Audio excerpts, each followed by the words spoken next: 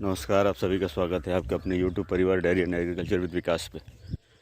तो अपना rice stock ख़त्म हो गया था, स्टॉक पूरा ख़त्म हो गया था। तो हम लोग बीच में कल हम लोग मसूरी और खेसारी का भूसा यूज़ किए थे और आज गाड़ी आ गया है तो हम लोग अनलोडिंग करवा रहे हैं और इसके बाद से व्हीट स्टॉक के लिए रेडी हो रहे हैं।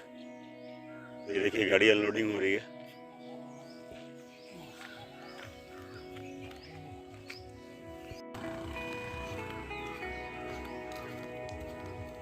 अभी फ़िलहाल 10 बैग ले रहे हैं, तब तक अपना वो भूसा का भी टाइम आ जाएगा। वेट स्ट्रो ज़्यादा बढ़िया रहता है इन लोगों के लिए, लेकिन अभी सीज़न नहीं था तो उसके वजह से हम लोग स्टॉक नहीं कर पा रहे थे और अब सीज़न आ रहा है इसका।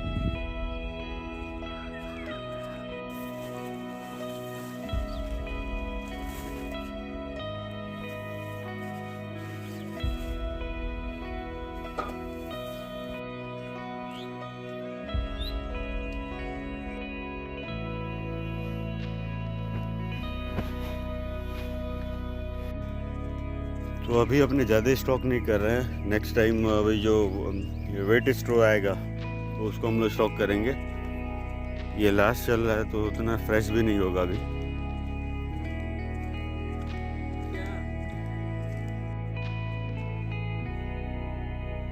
तो यही हम लोग स्टॉक किए हैं यहाँ पे।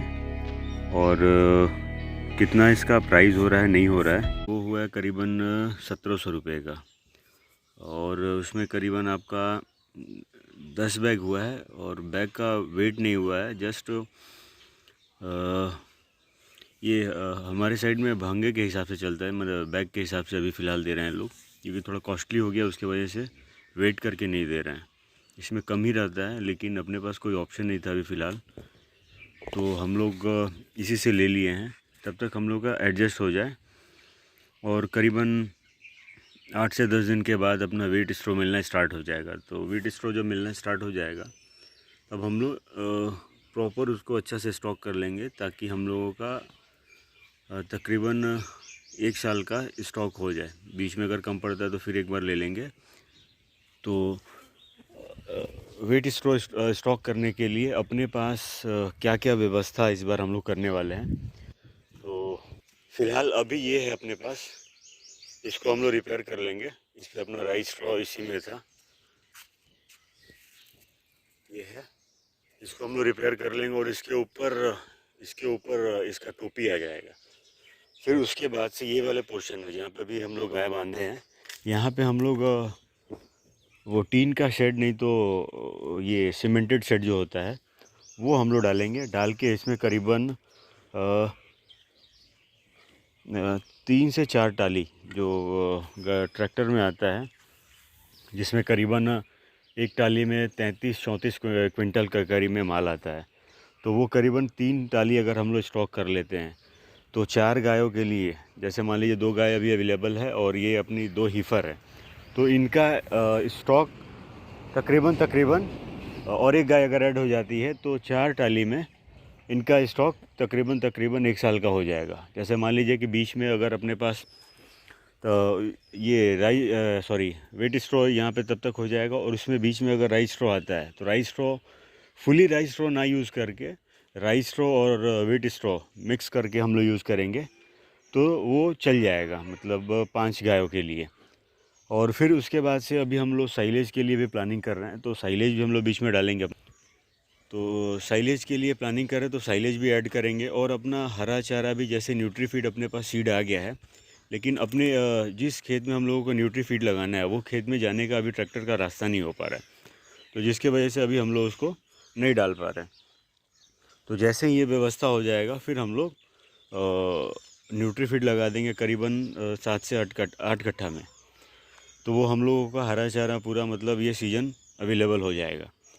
और उसके बाद व्हीट स्ट्रॉ का स्टॉक कर लेंगे। और साइलेज के लिए अभी बात चल रही है, क्योंकि साइलेज इसके पहले मैंने मंगाया था और उतने चाव से नहीं खाया था गाय लोग ने अपनी, तो उसके वजह से हम लोग साइलेज पे अभी पूरा फोकस उतना नहीं है कि इतना हमको स्टॉक करना है। तो फ़िलहाल अभी हम लोग 1 टन मतलब 1000 केजी करीबन मंगाएंगे इस बार।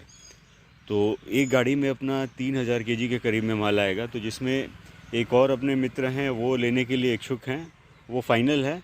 और एक और किसी बंदे को हम लोग अपना सेट कर रहे हैं, ताकि अगर सेट हो जाए तो ये हम लोगों को पता चल जाए कि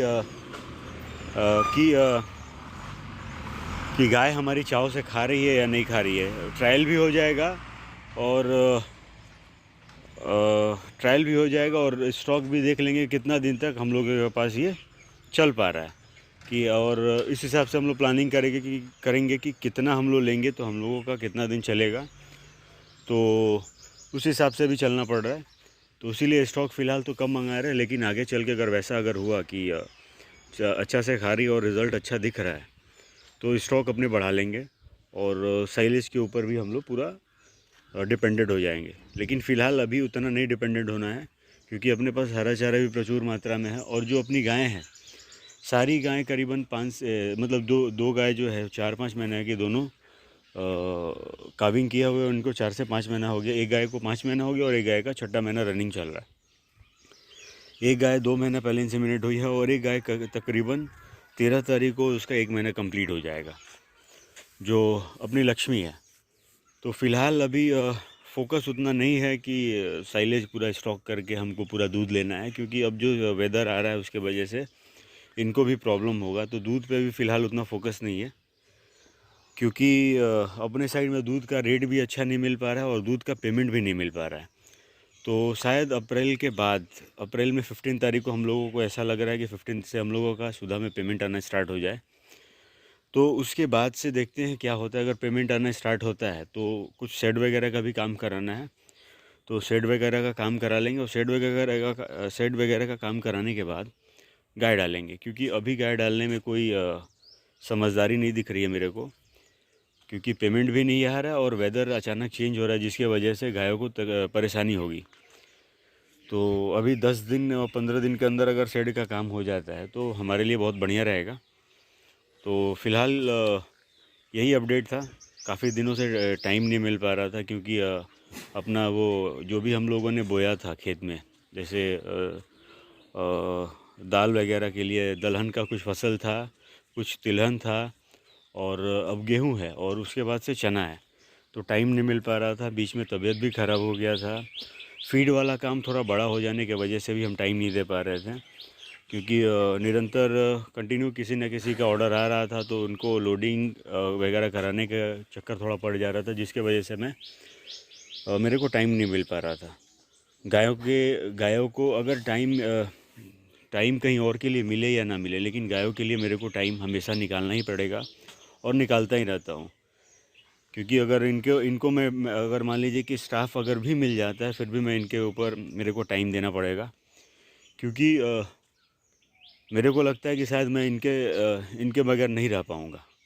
तो उसके वजह से ऐसा है कि अभी फ़िलहाल स्टाफ के लिए भी दौड़ भाग चल रहा है, लेकिन नहीं मिल रहा है। तो फ़िलहाल अभी और ये जो अपनी हीफर है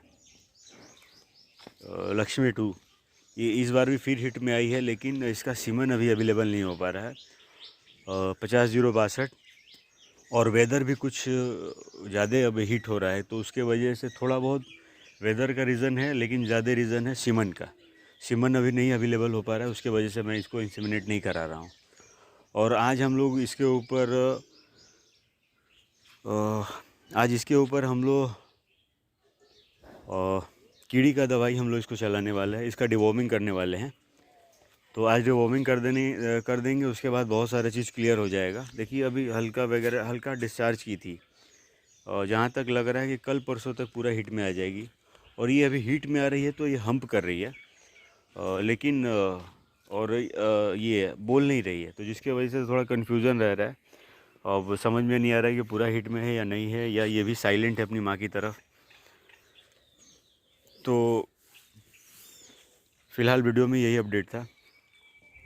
मेरा प्रयास अगर आप लोगों को अच्छा लगे तो चैनल को लाइक शेयर सब्सक्राइब कीजिए, ताकि मैं इस तरफ का वीडियो आप लोगों के साथ शेयर करता रहूँ।